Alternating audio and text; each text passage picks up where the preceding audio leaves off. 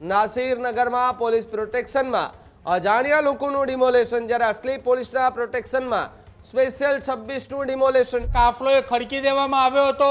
એ તમામની વચ્ચે ડિમોલેશન કરવામાં આવ્યું, પરંતુ ડિમોલેશન કરનાર એ સુરત મહાનગરપાલિકાની ટીમ ન હતી. आए 10 मिनट का भी टाइम नहीं दिया। टाइम लेके चलो खाली करो मामा लोगों को सबको लेके आए। अब ना हमारा टेम्पो ना कुछ नहीं, हम कहाँ जावे। જ્યારે આખી આ ઘટના મામલે સુરત પોલીસને સવાલો કરવામાં આવ્યા, ત્યારે સુરત પોલીસ હવે આ મામલે એક પણ પ્રકારની વાત અથવા તો જવાબ દેવા માટે તૈયાર નથી. સ્થાનિક લોકો એમ કહી રહ્યા છે કે પોલીસ પ્રશાસન અહીંયા હતું, મનપાના કપડાં પહેરેલા અધિકારીઓ પણ અહીંયા હાજર હતા. સુરત જેવા મહાનગરપાલિકાની અંદર મનપા કમિશનર સહિતના અધિકારીઓ એ શું કરી રહ્યા હતા કે સુરતની અંદર કોઈ અજાણ્યું વ્યક્તિ આવીને ડિમોલેશન કરીને જતું રહ્યું. નકલી અધિકારીઓનો રાફડો એ ગુજરાતની અંદર છે, પરંતુ કોઈનો આશરો છીનવી લેવો, કોઈની રોજગારી છીનવી લેવી, આ તો ક્યાંથી ગુજરાતની અંદર સ્થિતિ આવી? આવું તો કેમ બનવા લાગ્યું?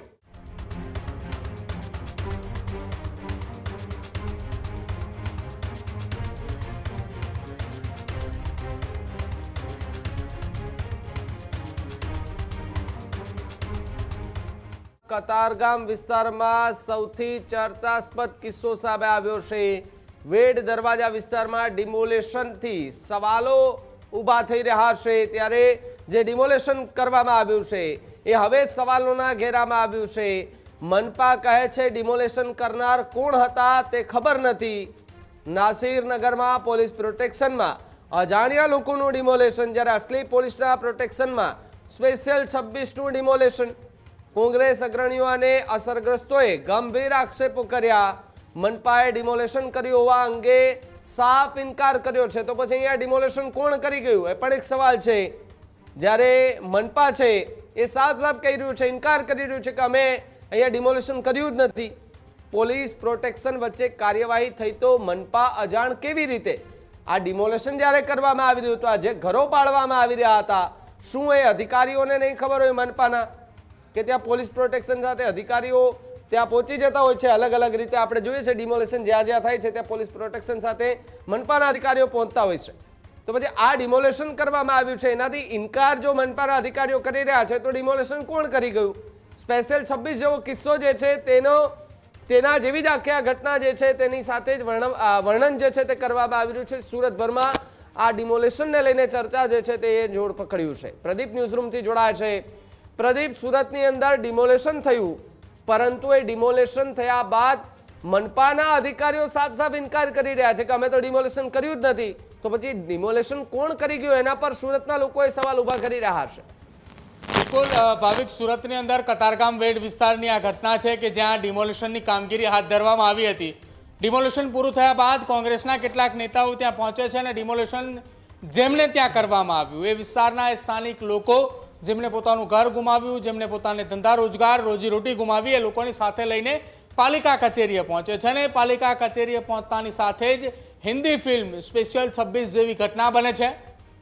પોલીસ અધિકારીઓએ તૈનાત હતા, કાફલોએ ખડકી દેવામાં આવ્યો હતો. એ તમામની વચ્ચે ડિમોલેશન કરવામાં આવ્યું, પરંતુ ડિમોલેશન કરનાર એ સુરત મહાનગરપાલિકાની ટીમ ન હતી. ડિમોલેશન કોણે કર્યું હવે તે સવાલ ઉઠી રહ્યો છે.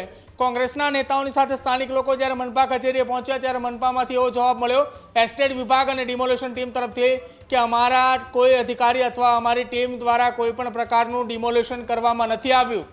આ ડિમોલેશન હવે કોણ કરી ગયું તેને લઈને સવાલ ઊભા થઈ રહ્યા છે, કેમ કે સ્થાનિક લોકો એમ કહી રહ્યા છે કે પોલીસ પ્રશાસન અહીંયા હતું, મનપાના કપડાં પહેરેલા અધિકારીઓ પણ અહીંયા હાજર હતા.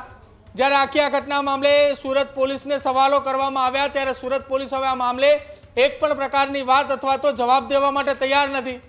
હવે ચર્ચા એ ચાલી રહી છે કે જે વિસ્તારમાં દબાણ થયું છે કતારગામ વેડ વિસ્તારની અંદર, જ્યાં બુલડોઝર ફર્યું છે ત્યાંની આસપાસના વિસ્તારની અંદર બિલ્ડરોના બાંધકામ ચાલી રહ્યા છે અને એક ખાનગી બિલ્ડર દ્વારા આ પ્રકારની કાર્યવાહી હાથ ધરી હોવાના સ્થાનિકોના આરોપ છે. સાંભળો પહેલા ત્યાંના સ્થાનિક લોકોનું શું નિવેદન છે. ડિમોલેશન થઈ ગયા બાદ તંત્રએ હાથ ધર કર્યા, હવે સ્થાનિકોએ કોના ભરોસે છે સાંભળો. मैं 45 साल से मेरी शादी हुई, जब से मैं यहाँ ही रहती हूँ और मेरे माँ का घर था. मेरी माँ के घर के ऊपर हमने 4 माले बनाए थे. मेरे बच्चे लोग खुद की, ये मेरा लड़का, ये मेरा लड़का, 3 लड़के, मैं हम लोग 3 माले पे रहते थे अलग अलग, और सब सोइले थे, आए 10 मिनट का भी टाइम नहीं दिया, टाइम लेके चलो खाली करो, मामा लोगों को सबको लेके आए ने पोटले बिस्तर उठाओ, वो लोग खुद ही उठा के फेंक रहे रोड पे। अब ना हमारा टेम्पो ना कुछ नहीं, हम कहाँ जावे। 2 दिन तक हमारा सामान तो बाहर पड़ा रहा, उसके बाद हम लोग ने कहीं एडजस्टमेंट करके रखा है। अभी हम कहाँ जावे, सरकार की मदद होवे तो कुछ हमारे को घर की व्यवस्था कर देवे। हम किसको दोषी मानते नहीं है, हमारा घर है, हमको हमारे घर के बदले घर दो। તો આ સુરતના લોકો હતા કે જેમને 10 મિનિટનો માત્ર સમય આપવામાં આવ્યો, સામાન્ય લોકો જે સાથે આવ્યા હતા એ લોકો નીચે ઉતારીને રસ્તા પર ફેંક્યો। આરોપ એ સ્થાનિક લોકોનો છે, પરંતુ હવે સવાલ એ ઉઠી રહ્યો છે કે સુરત જેવા મહાનગરપાલિકાની અંદર મનપા કમિશનર સહિતના અધિકારીઓ એ શું કરી રહ્યા હતા કે સુરતની અંદર કોઈ અજાણ્યું વ્યક્તિ આવીને ડિમોલિશન કરીને જતું રહ્યું। સવાલ સુરત પોલીસ સામે પણ ઊભા થઈ રહ્યા છે। એવું તો તમે કોમને પ્રોટેક્શન આપવા માટે ગયા હતા, કોની સુરક્ષા માટે તમે ગયા હતા કે જે ડિમોલિશન કરીને જતા રહ્યા એ મનપાના અધિકારી પણ ન હતા અને છતાંય તમે એમને પ્રોટેક્શન આપ્યું। સવાલ એટલા માટે ઉઠી રહ્યા છે કે આ પ્રકારની ઘટના ગુજરાતની અંદર ક્યારથી બનવા લાગી। નકલી અધિકારીઓનો રાફડો એ ગુજરાતની અંદર છે, પરંતુ કોઈનો આશરો છીનવી લેવો, કોઈની રોજગારી છીનવી લેવી, આ તો ક્યાંથી ગુજરાતની અંદર સ્થિતિ આવી? આવું તો કેમ બનવા લાગ્યું? નકલી અધિકારીઓ ગુજરાતની અંદર અત્યારે ઢેર જોવા મળે છે। એટલા અધિકારીઓ અત્યાર સુધી ગુજરાત પોલીસે પકડ્યા છે, એની કોઈ સંખ્યાબંધ નથી, પણ આ પ્રકારનો કોઈનો આશરો જતો રહ્યો। ત્યાં સુધી મનપા કમિશનર અને મનપાના એ અધિકારીઓ શું કરતા હતા? જ્યારે તમારા નિવાસ સ્થાન ઉપર કોઈ મોડી રાત્રે બુલડોઝર લઈને આવે છે, તોડી પાડે છે, ત્યારે તમે આ જ રીતના જવાબ આપશો કે અમને ખબર નહોતી ને એસ્ટેટ વિભાગ કોણ અને ક્યારે ડિમોલિશન કરીને જતું રહ્યું, અમારી ટીમ ડિમોલિશનમાં નથી ગઈ। સવાલ એટલા માટે ઉઠાવી રહ્યા છીએ કે મધ્યમ વર્ગીય પરિવારના નિવાસસ્થાનો હતા અને જો કોઈ બિલ્ડરે આની અંદર પોતાની ભાગીદારી અથવા તો પોતાનો હાથ હોય તો સુરત પોલીસે બિલ્ડરની સામે કડકમાં કડક કાર્યવાહી કરવી જોઈએ અને સુરત પોલીસે જ જેટલા લોકોના ઘર ગયા છે વિસ્તારમાં ફરી એક વખત એમના ઘર બને એ માટેના બિલ્ડર પાસેથી તૈયારી દર્શાવવી પડશે। કેમ કે આરોપ એ સ્થાનિક બિલ્ડર પાસે લાગી રહ્યા છે કે એમના ત્યાં મકાનો બની રહ્યા હતા, એમની ત્યાં બિલ્ડિંગો બની રહી હતી, એટલા માટે રોડ 40 ફૂટ પહોળો કરવાનો હતો ને આ લોકોના મકાન પાડી પાડ્યા।